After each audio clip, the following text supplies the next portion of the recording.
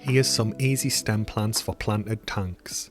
First up is Rotala Rotundifolia, my go-to stem plant for reliable growth under almost any conditions. I've successfully grown this in low light, moderate light, soft water, hard water, dirted tanks, aquasoil tanks, tropical setups and room temperature tanks without issue. It just thrives.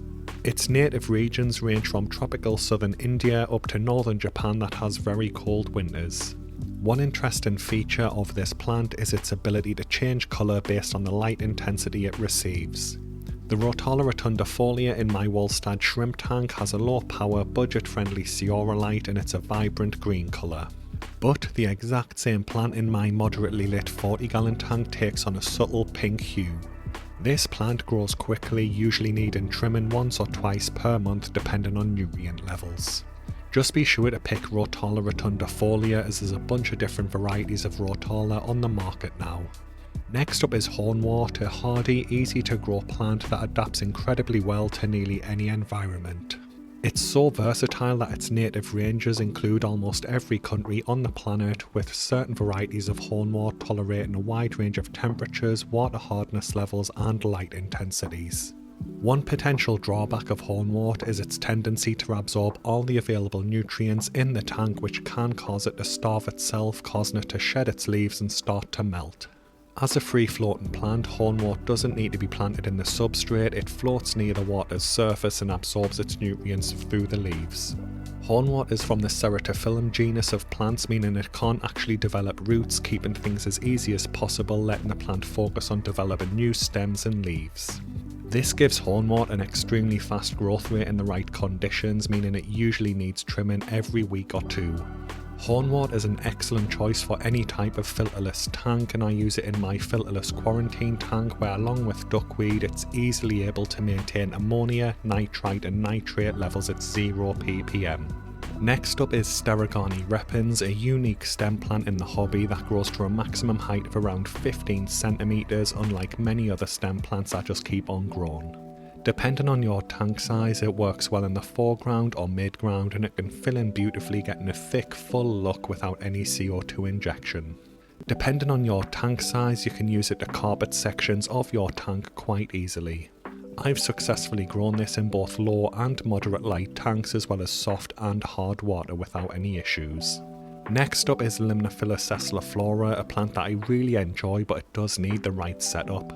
Its native ranges go from southern tropical India up to northern Japan and other cooler parts of Asia, but I haven't tried it in a room temperature tank yet.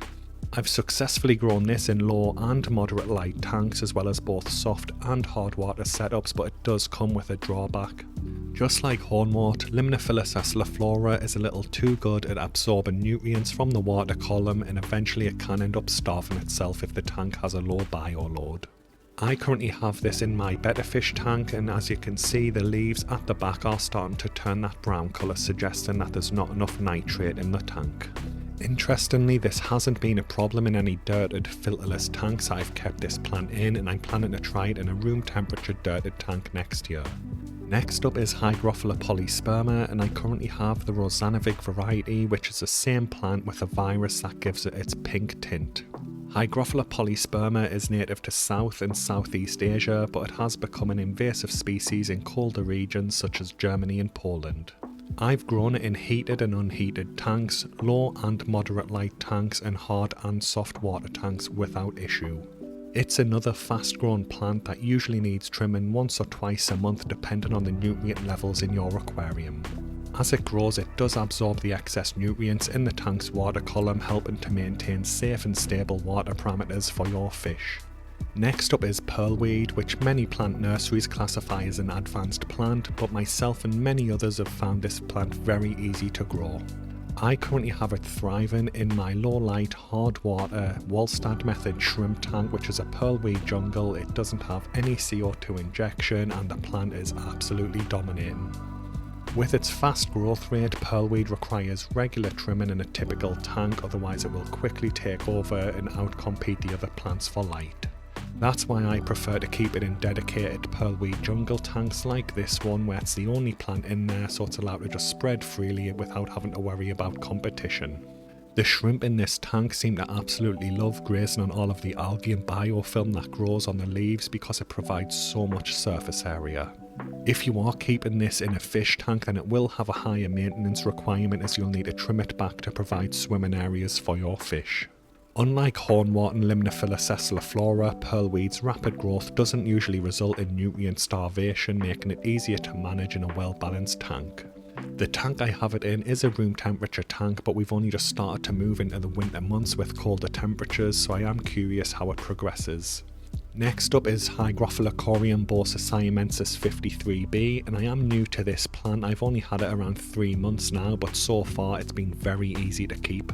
Although it is part of the Hygrophila genus, it is a unique variety of the Coryambosus species native to Southeast Asia, and there really isn't that much information available on it.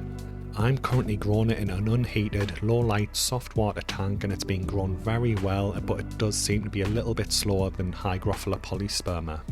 Right now I'd estimate I'm trimming it about once per month, but like I said, this is an unheated tank, so the cooler water temperatures may be slowing its growth down. I am curious to see how this performs in the warmer months, as I've heard it can develop a nice bushy appearance without the need for CO2 injection, which could make it an attractive low maintenance option for many people's aquascapes in low-tech tanks. Next up is Bacopa Caroliniana, a plant native to southeastern United States, and I've grown this in several tanks in a wide range of water parameters, and it's always done well for me. Unlike many other stem plants in the hobby, Bacopa Caroliniana has a very slow growth rate, making it an excellent choice for anyone looking for a low maintenance plant that only needs trimming once every 3 to 4 months. This makes it perfect for a low maintenance planted tank with other slow grown plants like Anubias, Java Fern and Bucephalandra. However, because of its slow growth, it doesn't absorb many nitrogen compounds, so you'll need to get a filter to help maintain safe and stable water parameters. Its leaves can develop a brown to red tint under moderate light, but they usually stay a bright green in low light conditions. Finally, we have Ludwigia Palaustaris, and at species level it's a highly adaptable plant that thrives across a wide range of parameters. However, at variety level there are a few different options in the hobby which have slightly more specific water parameters, so double check the specific one you're getting. I'm currently growing the Ludwigia Palaustaris green variety in 3 unheated setups, 2 soft water and 1 hard water. Although its growth is slow, I do think that it's more to do with the low temperatures right now, and I expect it to grow far quicker in the warmer summer months. So far it's been very easy to grow, and it doesn't seem to be having any problems with melt or anything like that.